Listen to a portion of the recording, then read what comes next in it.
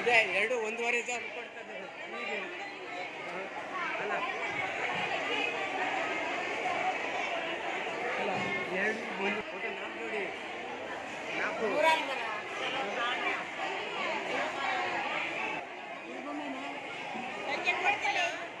ರಾಮ ಹುಡುಗಂ. ಪ್ರಿಯ ವೀಕ್ಷಕರೇ, ಇದು ಬಿಳಿ ಪಾಂಪ್ರೆಟ್, ಇದರಲ್ಲಿ ಬ್ಲ್ಯಾಕು ಬರುತ್ತೆ. ಇದನ್ನು ಯಾವ ರೀತಿಯಾಗಿ ನಾವು ಕಟಿಂಗ್ ಮಾಡಿಕೊಂಡು ಫಿಶ್ ಫ್ರೈಯನ್ನು ಮಾಡಬೇಕು ಅಂತ ನೋಡೋಣ. ವಿಶೇಷವಾಗಿ ಈ ಮೀನಲ್ಲಿ ಯಾವುದೇ ರೀತಿಯಾದಂಥ ವೇಸ್ಟ್ ಪಾರ್ಟು ಬಹಳ ಕಡಿಮೆ ಇರುತ್ತೆ. ಹಾಗೆ ಇದು ಸ್ವಲ್ಪ ಮಾರುಕಟ್ಟೆಯಲ್ಲಿ ನಾವು ಹೋಲಿಸಿದ್ರೆ ಸ್ವಲ್ಪ ಕಾಸ್ಟ್ಲಿ ಆಗಿರುತ್ತೆ. ಇದು ಜೋಡಿಗೆ 1,200ರಿಂದ 300 ಅಂತಾರೆ. ಹಾಗೆ ಸೀಸನ್ನಲ್ಲಿ ಸ್ವಲ್ಪ 600-700 ರೂಪಾಯಿ ಕೆಜಿಗೂ ಸಿಗುತ್ತೆ. ಇದು ಬಹಳ ಟೇಸ್ಟಿಯಾಗಿರುವಂಥ ಮೀನು. ಇದನ್ನು ಕಟಿಂಗ್ ಮಾಡುವಂಥದ್ದು ಮತ್ತು ಫಿಶ್ ಫ್ರೈಯನ್ನು ಸುಲಭವಾಗಿ ಯಾವ ರೀತಿಯಾಗಿ ಮಾಡಬೇಕು ಅಂತ ನೋಡೋಣ.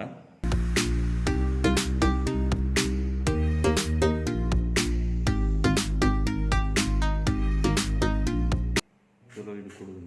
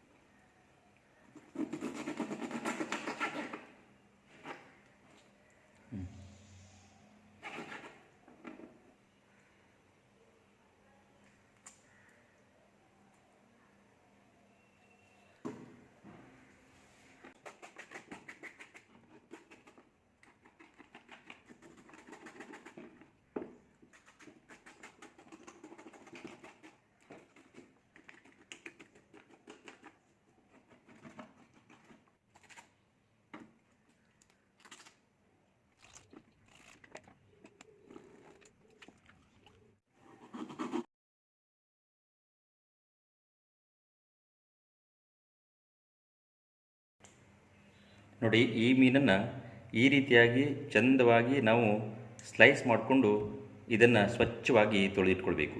ಇದು ಪ್ರಮಾಣದಲ್ಲಿ ಚಿಕ್ಕ ಮೀನಾಗಿದ್ದರೆ ನಾವು ಒಂದೊಂದು ಇಡೀ ಮೀನನ್ನು ನಾವು ಫ್ರೈಯನ್ನು ಮಾಡಬಹುದು. ಬಟ್ ಇದು ಸ್ವಲ್ಪ ದೊಡ್ಡ ಪ್ರಮಾಣದಲ್ಲಿರೋದ್ರಿಂದ ನಾವು ಈ ರೀತಿಯಾಗಿ ಚಂದವಾಗಿ ಸ್ಲೈಸ್ ಮಾಡ್ಕೊಬಿಟ್ರೆ ಮಸಾಲೆಯೂ ಚೆನ್ನಾಗಿ ಹಿಡಿಯುತ್ತೆ ಮತ್ತು ಫ್ರೈಯೂ ಚೆನ್ನಾಗಾಗಿ ಬಹಳ ಟೇಸ್ಟ್ ಇರುತ್ತೆ. ನೋಡುವ ಇದಕ್ಕೆ ಯಾವ್ಯಾವುದು ಇಂಗ್ರೀಡಿಯೆಂಟ್ಸ್ ಹಾಕಿ ನಾವು ಸುಲಭವಾಗಿ ಫ್ರೈಯನ್ನು ಮಾಡ್ಬೋದು ಅಂತ ನೋಡೋಣ. ನೋಡಿ, ಇದರ ಮಸಾಲೆ ಐಟಮಿಗೆ ಇಲ್ಲಿ ನಾವು 3 ಟೇಬಲ್ ಸ್ಪೂನ್ ಆಗುವಷ್ಟು ಖಾರ ಹುಡಿಯನ್ನು ತಗೊಂಡಿದ್ದೇವೆ. ಹಾಗೆ 1 ಟೇಬಲ್ ಸ್ಪೂನ್ ಆಗುವಷ್ಟು ಹಳದಿ ಪೌಡರ್, ಹಾಗೆ 1 ಟೇಬಲ್ ಸ್ಪೂನ್ ಆಗುವಷ್ಟು ಧನಿಯಾ ಪೌಡರ್. ಇದು ಕಾಳುಮೆಣಸಿನ ಹುಡಿ. ಯಾಕಂತಂದರೆ ಖಾರ ಹುಳಿ ಸ್ವಲ್ಪ ಚೆನ್ನಾಗಿದ್ದರೆ ಒಳ್ಳೆ ಆಗುತ್ತೆ ಫ್ರೈಗೆ ಮಸಾಲು. ಮತ್ತು ಸ್ವಲ್ಪ ಉಪ್ಪು ಸ್ವಲ್ಪ ಹದ ಪ್ರಮಾಣದಲ್ಲಿರಬೇಕು. ಸ್ವಲ್ಪ ಇಷ್ಟು ಉಪ್ಪನ್ನು ತಗೊಂಡಿದ್ದೇವೆ. ಹಾಗೆ ಇದು ಜಿಂಜರ್ ಗಾರ್ಲಿಕ್ ಪೇಸ್ಟು. ನೀವು ಎಷ್ಟು ಬೇಕು ಅಂತೇಳಿ ತೊಗೊಂಡು ನಾವಿಲ್ಲಿ 1.5 ಟೇಬಲ್ ಸ್ಪೂನ್ ಆಗುವಷ್ಟು ತೊಗೊಂಡಿದ್ದೇವೆ. ಇದು ನೋಡಿ, ಇದು ಹುಣಸೆ ಹಣ್ಣಿನ ನೀರು. ಹುಣಸೆ ಹಣ್ಣಿನ ನೀರನ್ನು ಹಾಕಿ ಈ ಎಲ್ಲ ಒಂದು ಮಸಾಲೆ ಐಟಮ್ಗೆ ನಾವೇನು ಮಾಡಬೇಕಪ್ಪ ಅಂತಂದರೆ ಇದರಲ್ಲಿ ಚೆನ್ನಾಗಿ ಕಲಿಸ್ಬೇಕಾಗುತ್ತೆ. ಎಷ್ಟು ಬೇಕು ಆ ಪ್ರಮಾಣದಲ್ಲಿ ಸ್ವಲ್ಪ ಪ್ರಮಾಣದಲ್ಲಿ ಹಾಕ್ಕೊಂಡು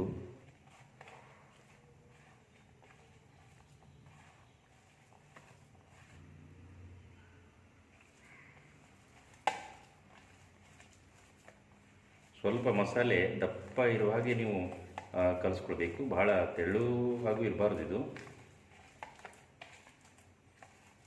ಇದಕ್ಕೆ 1 ಟೇಬಲ್ ಸ್ಪೂನ್ ಆಗುವಷ್ಟು ಕುಕ್ಕಿಂಗ್ ಆಯಿಲನ್ನು ಸೇರಿಸ್ಕೊಳ್ತಾ ಇದ್ದೇನೆ. ಯಾಕಂತಂದರೆ ಸ್ವಲ್ಪ ಇದು ಮೀನಿಗೆ ಸ್ಟಿಕ್ಕಾಗಿ ಹಿಡ್ಕೊಳ್ಳುತ್ತೆ. ನೋಡಿ, ಈ ರೀತಿಯಾಗಿ ಚೆನ್ನಾಗಿ ನಾವು ಮಸಾಲೆಯನ್ನು ರೆಡಿ ಮಾಡಿಕೊಳ್ಬೇಕು. ನಾವು ಅಂಗಡಿಲಿ ತಂದರೆ ಏನಪ್ಪ ಅಂತ ಸ್ವಲ್ಪ ಅದಕ್ಕೆ ಆರ್ಟಿಫಿಷಿಯಲ್ ಏನಾದ್ರು ಮಿಕ್ಸ್ ಇರುತ್ತೆ.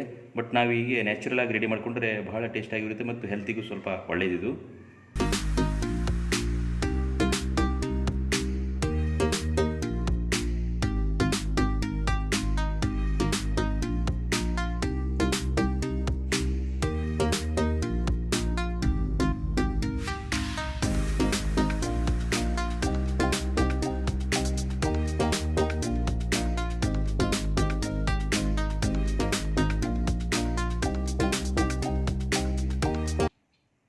ನೋಡಿ ವೀಕ್ಷಕರೇ, ಈ ಮೀನಿನ ಪೀಸಿಗೆ ಮಸಾಲೆಯನ್ನು ಹಾಕಿ ಫ್ರೈ ಮಾಡೋಕ್ಕಿಂತ ಮುನ್ನ ಒಂದು 15-20 ನಿಮಿಷ ಹಾಗೆ ಬಿಡಬೇಕು. ಯಾಕಂತಂದರೆ ಮಸಾಲೆಯನ್ನು, ಉಪ್ಪನ್ನು ಮತ್ತು ಹುಳಿ ಇದನ್ನೆಲ್ಲ ಚೆನ್ನಾಗಿ ಹೀರ್ಕೊಳ್ಳುತ್ತೆ. ಒಂದು 15-20 ನಿಮಿಷ ಬಿಟ್ಟು ನಾವು ಫ್ರೈ ಮಾಡಿದರೆ ಟೇಸ್ಟು ಡಿಫರೆಂಟ್ ಆಗಿರುತ್ತೆ. ಸ್ವಲ್ಪ ವೇಟ್ ಮಾಡೋಣ.